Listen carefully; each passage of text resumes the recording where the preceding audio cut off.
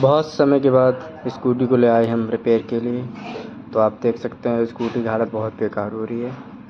और यहाँ पे एक भैया हैं, बहुत बढ़िया काम करते हैं, विपिन भाई नाम है उनका।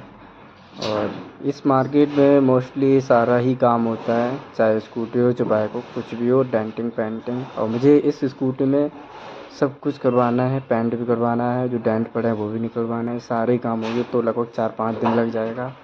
पूरा काम होने के बाद मैं इस पर फुल वीडियो बनाऊँगा, वो आप ज़रूर